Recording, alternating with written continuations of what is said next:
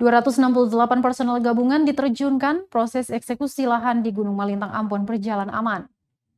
Eksekusi lahan di Gunung Malintang, Kelurahan Hatipe Kecil, Kecamatan Sirimau, Kota Ambon berjalan aman terkendali. Setidaknya 268 personel gabungan TNI Polri yang diterjunkan untuk mengamankan jalannya proses eksekusi lahan tersebut. Pantauan tribunambon.com di lapangan, pengamanan dilakukan sejak pukul 8.20 waktu Indonesia Timur. Eksekusi baru dilangsungkan 1 jam kemudian. Tidak ada perlawanan atau kericuhan yang terjadi di lapangan saat eksekusi berlangsung. Warga setempat bahu-membahu untuk mengeluarkan perabotan rumah sebelum akhirnya mobil ekskavator menghancurkan bangunan tersebut.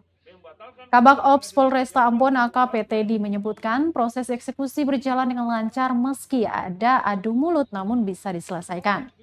Seperti yang diberitakan Tribuners, eksekusi rumah oleh Pengadilan Negeri Ambon itu berawal dari sengketa antara penggugat Kuncoro Handaya dan tergugat Yani Saimima.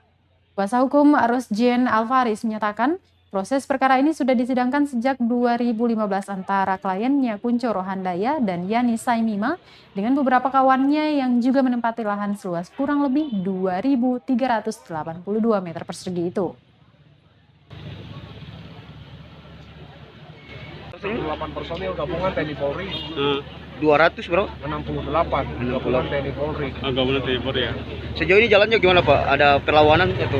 Ya kita alhamdulillah Tuhan kegiatan berjalan dengan lancar, tidak ada perlawanan yang nampak ya, tidak ada perlawanan yang terlihat. Kita laksanakan imbauan keamanan untuk termohon semua memahami.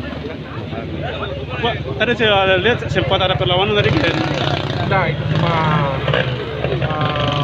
memasukkan saran saja. Oh, iya. Jadi masukkan saran bagaimana dari pihak panitera dan pihak pemohon.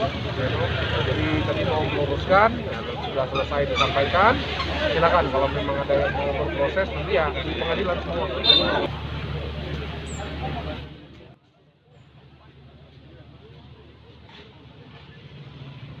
Terima kasih sudah nonton.